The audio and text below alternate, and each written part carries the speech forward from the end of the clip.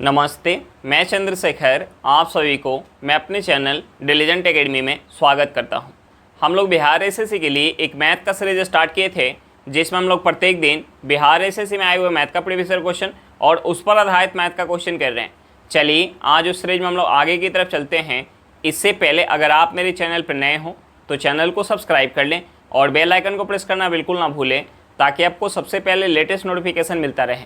चलिए अब हम लोग क्वेश्चन की तरफ चलते हैं। देखिए हमारा क्वेश्चन क्या दिया हुआ है। हमारा क्वेश्चन है किसी संख्या को जब 119 से विभाजित किया जाता है तो शेषफल 19 प्राप्त होता है।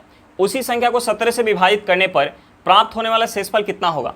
अब देखिए हमें क्वेश्चन में दिया है कि एक संख्या को जब 119 से विभाजित किया जा रहा है तो शेषफल कितना प्राप्त हो रहा है, 19 प्राप्त हो रहा है। तो हमने मान लिया कि हमारी जो संख्या है वो n है।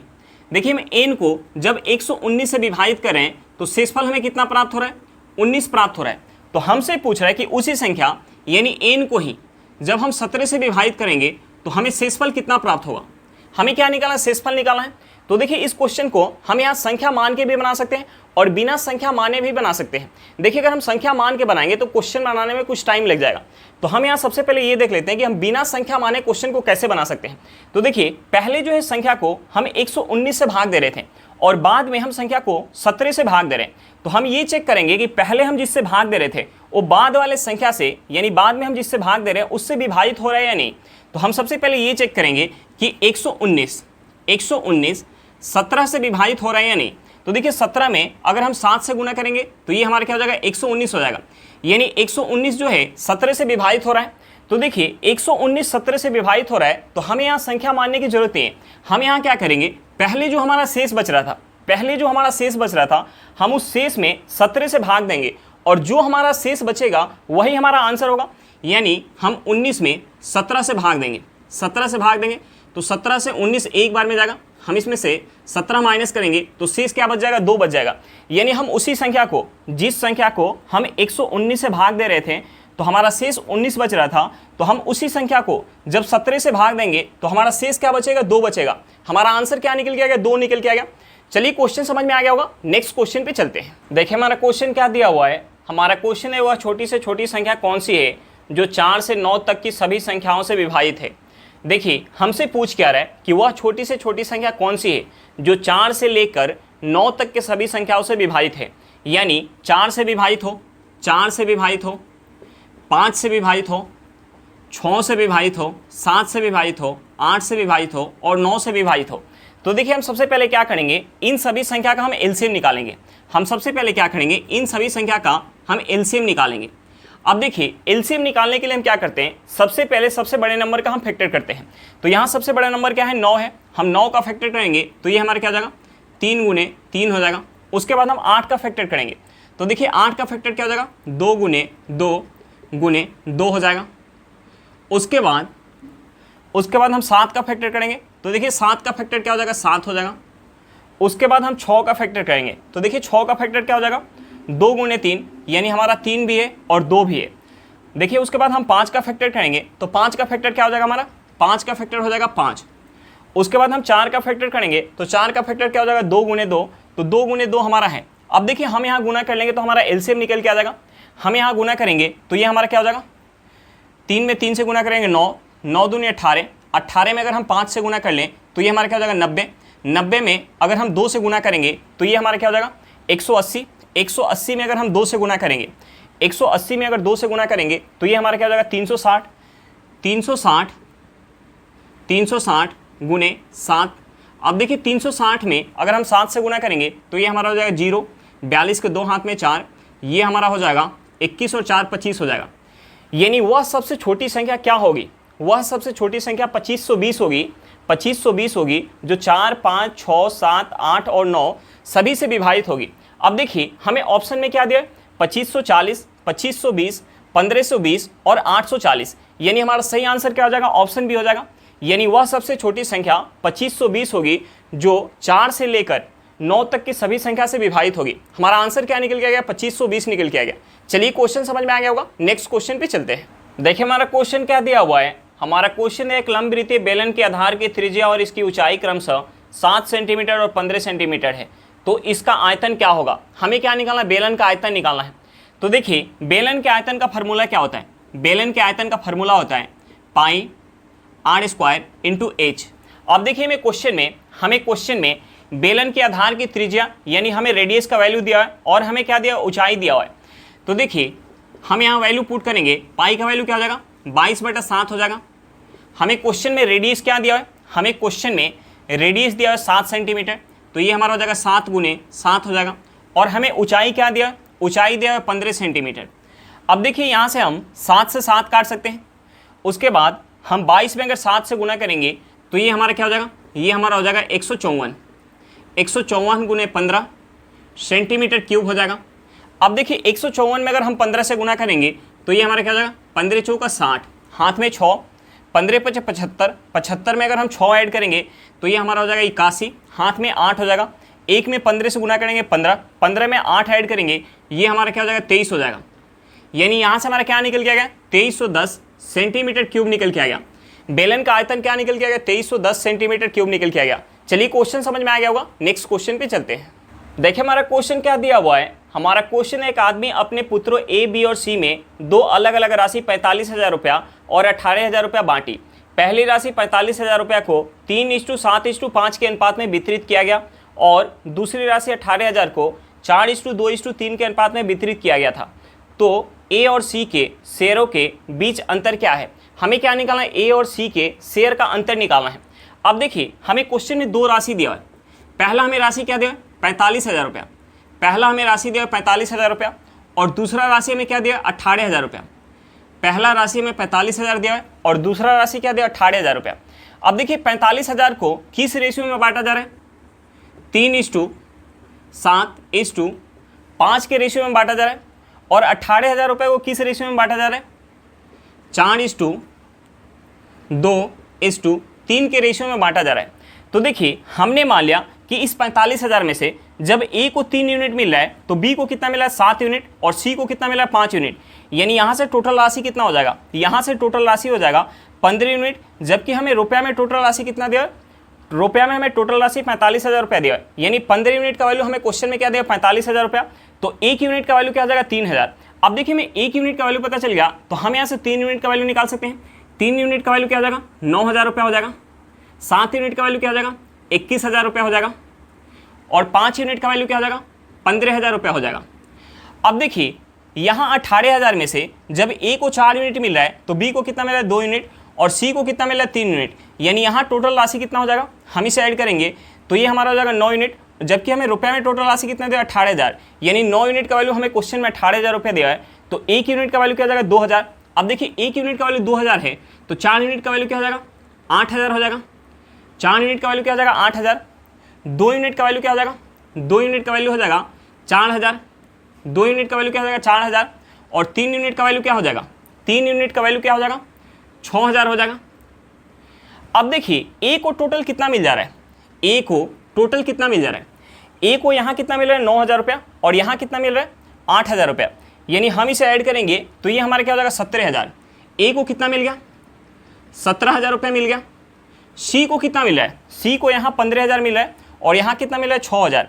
यानी सी को टोटल कितना मिल जाएगा 21,000 रुपया। सी को कितना मिल जाएगा 21,000 रुपया और दोनों के बीच का हमसे अंतर पूछ रहा था, तो देखिए दोनों के बीच का अंतर कितना हो जाएगा, दोनों के बीच का अंतर हो जाएगा 4,000 रुपया। यानी हमारा आंसर क्या निकल के आ गया, हमारा आंसर क्या निकल के आ गया 4,000 रुपये निकल के आ गया। चलिए क्वेश्चन समझ में आ गया होगा, नेक्स्ट क्वेश्चन पे चलते हैं। देखिए हमारा क्वेश्चन क्या दिया हुआ है, हमारा क्वेश्चन है उमर और अविनाश ने क्रमशः 10,000 रुपये और 15,000 रुपये के निवेश के साथ साझेदारी शुरू की, लेकिन वित्तीय समस्या के कारण अविनाश ने 8 महीने बाद अपना निवेश वापस ले लिया। पहले 12 महीने का लाभ दोनों में किस अनुपात में बांटा जाना चाहिए। हमें क्या निकालना है, 12 महीने का लाभ का रेशियो निकालना है।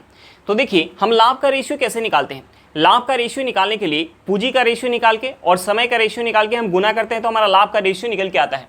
अब देखिए हमें क्वेश्चन में दोनों का पूंजी दिया है, हमें उमर का पूंजी कितना दिया 10,000 रुपया और अविनाश का हमें पूंजी क्या दिया 15,000 रुपया। अब देखिए हमें क्वेश्चन में आगे क्या दिया हुआ है कि वित्तीय समस्या के कारण अविनाश जो है 8 महीने बाद अपना निवेश वापस ले रहा है। यानी उस व्यापार में अविनाश का जो निवेश है वो कितना महीने के लिए लग रहा है 8 महीने के लिए। यानी अविनाश का समय कितना हो गया 8 महीना और हमें क्वेश्चन में टोटल समय क्या दिया 12 महीना। यानी उमर का जो पूंजी होगा वो टोटल समय के लिए लगा होगा, यानी 12 महीने के लिए लगा होगा। अब देखिए हमें दोनों का पूंजी पता है, दोनों का हमें समय पता है, तो हम यहाँ से लाभ का रेशियो निकाल सकते हैं। हम यहाँ से उमर और अविनाश के हम लाभ का रेशियो निकालेंगे। देखिए उमर का पूंजी कितना दिया, 10,000 रुपया। उमर का पूंजी कितना दिया, 10,000 रुपया। उमर के पास टोटल समय कितना है, 12 महीना के लिए। अविनाश का हमें पूंजी कितना दिया, 15,000 रुपया, 15,000 रुपया। और अविनाश के पास टोटल समय कितना है, अविनाश के पास टोटल समय है 8 महीने का। अविनाश के पास टोटल समय कितना है, 8 महीने का। अब देखिए हम यहाँ से 3 जीरो से 3 जीरो काट सकते हैं। हम इसे अगर 5 से काट ले तो ये 5 से जाएगा 2 बार में, और ये 5 से जाएगा 3 बार में।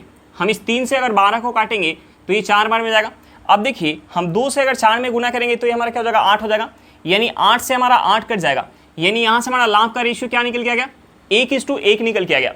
यानी 12 महीने बाद लाभ जो है किस अनुपात में बटेगा, 1:1 के अनुपात में बटेगा। हमारा आंसर क्या निकल के आ गया, 1:1 निकल के आ गया। चलिए क्वेश्चन समझ में आ गया होगा, नेक्स्ट क्वेश्चन पे चलते हैं। देखिए हमारा क्वेश्चन क्या दिया हुआ है। हमारा क्वेश्चन है, ए कार्य को 10 दिन में कर सकता है, बी इसे 15 दिन में कर सकता है, सी की सहायता से उन्होंने कार्य को 5 दिन में पूरा किया। ज्ञात कीजिए कि सी अकेले इसे कितने दिन में कर सकता है। तो देखिए हम सबसे पहले क्या करेंगे, जो यहाँ हमारा समय दिया हुआ है हम उस समय का एलसीएम निकालेंगे। देखिए हमारा समय क्या दिया, 10 दिन, दूसरा समय क्या दिया 15 दिन, और तीसरा समय क्या दिया 5 दिन। तो हम सबसे पहले इन तीनों समय का एलसीएम निकालेंगे। तो देखिए 10, 15 और 5 का एलसीएम क्या हो जाएगा, 10, 15 और 5 का एलसीएम हो जाएगा 30। एलसीएम क्या हो जाएगा 30। तो हम टोटल वर्क को मान लेंगे 30 यूनिट। हम टोटल वर्क को मान लेंगे 30 यूनिट। अब देखिए जब इस 30 यूनिट काम को ए कर रहा है तो कितना समय लग रहा है, 10 दिन का। इस 30 यूनिट काम को जब बी कर रहा है तो 15 दिन का समय लग रहा है। और तीनों मिलके यानी ए प्लस बी प्लस सी तीनों मिलके अगर 30 यूनिट काम कर रहे हैं तो कितना समय लग रहा है, 5 दिन का समय लग रहा है। तो देखिए हम यहाँ से इनका इफिशियंसी निकाल सकते हैं। अब देखिए ए जो है 10 दिन में अगर 30 यूनिट काम कर रहे हैं तो एक दिन में कितना काम कर रहा होगा, 3 यूनिट।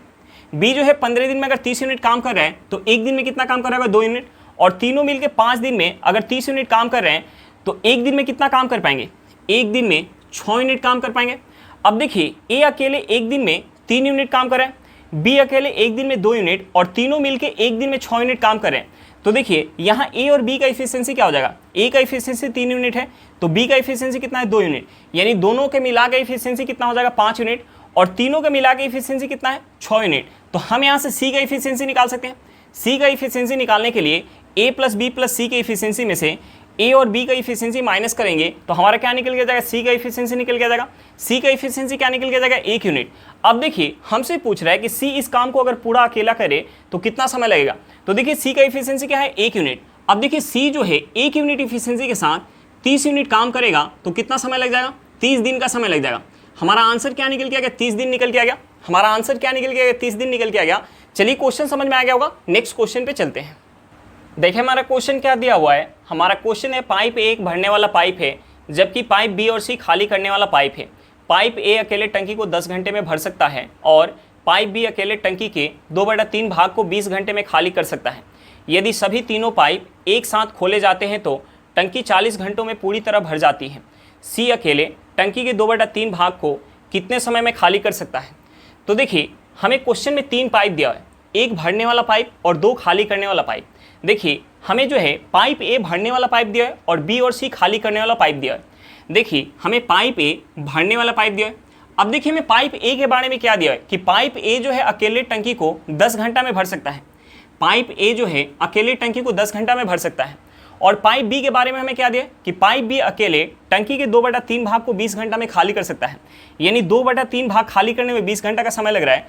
यानी पूरा अगर टंकी खाली करेगा बी तो कितना समय लग जाएगा, पूरा टंकी को खाली करने में कितना समय लग जाएगा, 30 घंटा का समय लग जाएगा।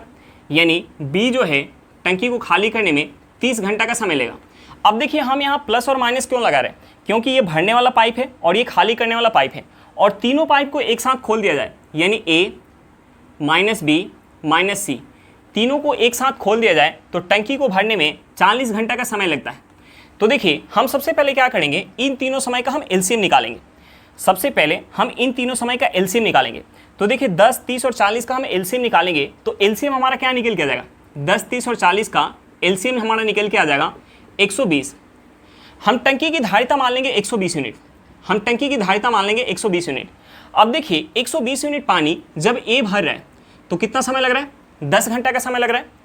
120 यूनिट पानी जब बी खाली करे तो कितना समय लग रहा है, बी खाली कर रहे हैं तो 30 घंटा का समय लग रहा है, और 120 यूनिट पानी जब तीनों मिल के भरें यानी ए माइनस बी माइनस सी, तो कितना समय लग रहा है, 40 घंटा का समय लग रहा है। तो देखिए हम यहाँ से इनका इफिशियंसी निकाल सकते हैं। ए जो है 10 घंटा में 120 यूनिट पानी भर रहे हैं तो 1 घंटा में कितना भरेगा, 12 यूनिट। बी जो है 30 घंटा में अगर 120 यूनिट पानी खाली कर रहे हैं तो 1 घंटा में कितना खाली करेगा, 4 यूनिट। और तीनों मिलके 40 घंटा में 120 यूनिट पानी भर रहे हैं यानी 1 घंटा में कितना भरेंगे, 3 यूनिट। अब देखिए हमें ए का इफिशियंसी पता चल गया, हमें बी का इफिशियंसी पता चल गया, और हमें ए माइनस बी माइनस सी का इफिशियंसी पता चल गया। तो हम यहाँ से सी का इफिशियंसी निकाल सकते हैं, हम यहाँ से सी का इफिशियंसी निकाल सकते हैं। अब देखिए सी का इफिशियंसी निकालने के लिए हम क्या करेंगे, ए माइनस बी माइनस सी के इफिशियंसी में से ए और बी का हम इफिशियंसी अगर माइनस करेंगे तो हमारा क्या निकल के आ जाएगा, सी का इफिशियंसी निकल के आ जाएगा। अब देखिए ए जो है 1 घंटा में 12 यूनिट पानी भर रहा है और बी जो है 1 घंटा में 4 यूनिट पानी खाली कर रहा है, यानी ये दोनों मिलके 1 घंटा में कितना पानी भरेंगे, ए जो है 12 यूनिट पानी भरेगा और बी उसमें से 4 यूनिट पानी खाली कर देगा, यानी दोनों मिलके 1 घंटा में 8 यूनिट पानी भरेंगे। अब देखिए इनके साथ अगर सी को खोल दिया जा रहा है तो 1 घंटा में 3 यूनिट पानी भर पा रहा है और दोनों मिलके जो है 1 घंटा में 8 यूनिट पानी भर रहे हैं। इसका मतलब क्या होगा कि सी जो है 1 घंटा में 5 यूनिट पानी खाली कर रहा होगा, यानी सी का इफिशियंसी क्या निकल के आ गया, 5 यूनिट निकल के आ गया। अब देखिए हमसे पूछ रहा है कि टंकी के 2/3 भाग को सी को खाली करने में कितना समय लगेगा। तो देखिए टंकी की धारिता हमने क्या मान लिया, 120 यूनिट। तो 120 का अगर हम 2/3 निकालेंगे तो ये हमारा क्या हो जाएगा, 80 यूनिट हो जाएगा। तो देखिए 80 यूनिट खाली करने में सी को कितना समय लग जाएगा, सी का इफिशियंसी क्या है, 5 यूनिट, यानी 5 यूनिट इफिशियंसी के साथ सी को जो है 80 यूनिट पानी खाली करने में कितना समय लग जाएगा, 16 घंटा का समय लग जाएगा। हमारा आंसर क्या निकल के आ गया, 16 घंटा निकल के आ गया। चलिए क्वेश्चन समझ में आ गया होगा, नेक्स्ट क्वेश्चन पे चलते हैं। देखिए हमारा क्वेश्चन क्या दिया हुआ है, हमारा क्वेश्चन है 2 रेलगाड़ियों की गति का अनुपात 5:6 है। दूसरी रेलगाड़ी 5 घंटे में 450 किलोमीटर तय करती है। पहली रेलगाड़ी की गति क्या है, हमें क्या निकालना है, पहली रेलगाड़ी की गति निकालना है। अब देखिए हमें क्वेश्चन में पहली और दूसरी रेलगाड़ी के हमें जो है स्पीड का रेशियो दिया है। हमें स्पीड का रेशियो क्या दिया है, हमें स्पीड का रेशियो दिया 5:6, यानी पहली रेलगाड़ी की स्पीड अगर 5 यूनिट होगा तो दूसरी रेलगाड़ी की स्पीड क्या होगा, 6 यूनिट होगा। अब देखिए हमें क्वेश्चन में और क्या दिया है, हमें क्वेश्चन में दिया कि दूसरी रेलगाड़ी 5 घंटे में 450 किलोमीटर दूरी तय करती है, यानी हमें समय दिया हुआ है और हमें दूरी दिया है, तो हम यहाँ से स्पीड निकाल सकते हैं। स्पीड निकालने के लिए हम क्या करेंगे, दूरी क्या है 450 किलोमीटर, दूरी में हम समय से भाग देंगे। समय हमारा क्या है, 5 घंटा है। तो देखिए यहाँ से हमारा स्पीड क्या निकल के आ जाएगा, 5 से 450 कितने बार में आ जाएगा, 90 बार में, यानी स्पीड निकल के आ जाएगा 90 किलोमीटर पर घंटा। अब देखिए दूसरी रेलगाड़ी की स्पीड क्या निकल के आएगा, 90 किलोमीटर पर घंटा, और यहाँ दूसरी रेलगाड़ी का स्पीड क्या है, 6 यूनिट, यानी इस 6 यूनिट का वैल्यू क्या निकल के आ गया, 90 किलोमीटर पर घंटा निकल के आ गया। अब देखिए हमें 6 यूनिट का वैल्यू पता चल गया तो हम यहाँ से इस 5 यूनिट का वैल्यू निकाल सकते हैं। 6 यूनिट का वैल्यू 90 किलोमीटर पर घंटा है तो 1 यूनिट का वैल्यू क्या आ जाएगा, 15 किलोमीटर पर घंटा। तो देखिए 15 से अगर हम 5 में गुना करेंगे तो ये हमारा क्या हो जाएगा, 75 किलोमीटर पर घंटा, यानी पहली रेलगाड़ी का स्पीड क्या निकल के आएगा, 75 किलोमीटर पर घंटा निकल के आ गया। हमारा आंसर क्या निकल के आएगा, 75 किलोमीटर पर घंटा। चलिए क्वेश्चन समझ में आ गया होगा, नेक्स्ट क्वेश्चन पे चलते हैं। देखिए हमारा क्वेश्चन क्या दिया हुआ है, हमारा क्वेश्चन है एक व्यक्ति धारा के अनुकूल दिशा में 5 घंटे में 11 किलोमीटर नाव चलाता है और धारा के प्रतिकूल दिशा में 7 घंटे में लौटता है। धारा की चाल क्या है, हमें क्या निकालना है, धारा की चाल निकालना है। अब देखिए हमें क्वेश्चन में क्या दिया है, हमें क्वेश्चन में दिया कि व्यक्ति धारा के अनुकूल दिशा में, यानी धारा के साथ, अनुकूल दिशा का मतलब क्या होगा, धारा के साथ 5 घंटे में 11 किलोमीटर नाव चलाता है, यानी हमें समय दिया हुआ है और हमें दूरी दिया हुआ है, तो हम यहाँ से स्पीड निकाल सकते हैं धारा के अनुकूल दिशा का।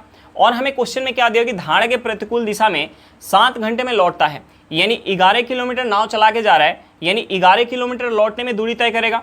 लौटने में जो है 7 घंटे का समय लग रहा है, यानी हमें दूरी पता है और समय पता है, तो हम यहाँ से स्पीड निकाल सकते हैं। अब देखिए एक बार व्यक्ति जो है धारा की दिशा में जा रहा है और एक बार व्यक्ति धारा के विपरीत दिशा में वापस आ रहा है।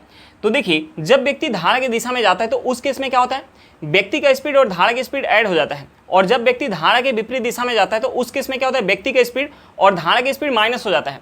तो देखिए हमने मान लिया कि व्यक्ति का स्पीड x किलोमीटर पर घंटा है और धारा की स्पीड y किलोमीटर पर घंटा है। तो जब धारा की दिशा में जाएगा तो उस केस में क्या हो जाएगा, व्यक्ति का स्पीड और धारा की स्पीड ऐड हो जाएगा। और हमें क्वेश्चन में दिया कि धारा की दिशा जाने में 11 किलोमीटर दूरी 5 घंटा का समय लग रहा है, यानी हम यहाँ से स्पीड निकालेंगे तो स्पीड क्या हो जाएगा, 11/5 किलोमीटर पर घंटा। अब देखिए जब धारा की विपरीत दिशा में जाएगा तो उस केस में क्या हो जाएगा, व्यक्ति का स्पीड और धारा की स्पीड माइनस हो जाएगा, और हमें क्वेश्चन में दिया हुआ है कि धारा के विपरीत दिशा में 11 किलोमीटर जाने में 7 घंटा का समय लग रहा है, यानी स्पीड कितना हो जाएगा 11/7 किलोमीटर पर घंटा हो जाएगा। अब देखिए हमसे पूछ क्या रहा है धारा की चाल, और हम यहाँ धारा क्या मान के रखें, y मान के रखें, यानी हमसे जो है y का वैल्यू पूछ रहा है। तो देखिए y का वैल्यू निकालने के लिए हम क्या करेंगे, इन दोनों इक्वेशन को आपस में माइनस करेंगे। अब देखिए माइनस करेंगे तो हमारा सिंबल चेंज हो जाएगा, यहाँ हमारा प्लस है तो माइनस हो जाएगा, माइनस है तो प्लस हो जाएगा, यहाँ हमारा प्लस है तो माइनस हो जाएगा।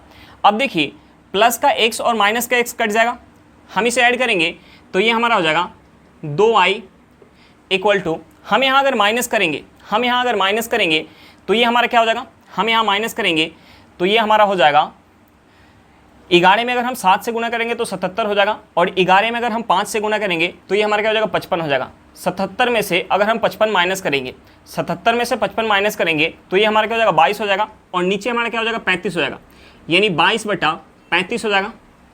अब देखिए 22/35 हो गया, और हम इस 2 से 22 को अगर काट ले तो ये कितने बार में जाएगा 11 बार में, यानी यहाँ से हमारा y इक्वल टू क्या निकल के आ गया, यहाँ से हमारा y इक्वल टू निकल के आ गया 11/35 किलोमीटर पर घंटा, यानी धारा का स्पीड क्या निकल के आ गया 11/35 किलोमीटर पर घंटा निकल के आ गया। हमारा आंसर क्या निकल के आ गया 11/35 किलोमीटर पर घंटा। चलिए क्वेश्चन समझ में आ गया होगा, नेक्स्ट क्वेश्चन पे चलते हैं। देखिए हमारा क्वेश्चन क्या दिया हुआ है, हमारा क्वेश्चन एक बल्लेबाज ने 124 रन बनाए जिसमें 6 चौके और 10 छक्के शामिल थे, उसके कुल स्कोर में से कितने प्रतिशत रन विकेटों के बीच दौड़कर बनाए गए। हमें क्या निकालना है, विकेटों के बीच दौड़कर बनाए गए रन का प्रतिशत निकालना है। अब देखिए टोटल रन कितना है 124, टोटल रन कितना है 124, और हमें क्वेश्चन में दिया हुआ है कि वह चौका कितना लगा रहा है, 6 चौका लगा रहा है, और छक्का कितना लगा रहा है 10, छक्का कितना लगा रहा है 10 लगा रहा है, यानी चौका से वह कितना रन बनाएगा 24 रन, और छक्का से कितना रन बनाएगा 60 रन, यानी छक्का और चौका से कुल मिला के कितना रन बन जाएगा, छक्का और चौका से कुल मिला के 84 रन बन जाएगा, और टोटल रन कितना बना रहा है 124, यानी शेष जो है विकेट के बीच दौड़ के रन बना रहा होगा, यानी विकेट के बीच दौड़ के कितना रन बना रहा है 124 में से माइनस करेंगे 84, ये हमारा कितना निकल के आ जाएगा 40, यानी 40 रन विकेट के बीच दौड़ के बना रहा है। तो हमसे पूछ रहा है प्रतिशत, यानी 40 जो है 124 का कितना प्रतिशत है, हमसे ये पूछ रहा है। तो देखिए हम यहाँ से इसे अगर 4 से काट ले तो ये 4 से जाएगा 10 बार में, ये 4 से कितने बार में जाएगा, ये 4 से जाएगा 31 बार में, यहाँ से हमारा क्या हो जाएगा, ये हमारा हो जाएगा 1000/31%। अब देखिए 1000/31% को हम क्या लिख सकते हैं, हम इसे लिख सकते हैं 32 सही 8/31% हम इसे लिख सकते हैं, यानी विकेटों के बीच दौड़कर बनाए गए रन का प्रतिशत क्या होगा 32 सही 8/31% होगा। हमारा आंसर क्या निकल गया 32 सही 8/31%। चलिए क्वेश्चन समझ में आ गया होगा।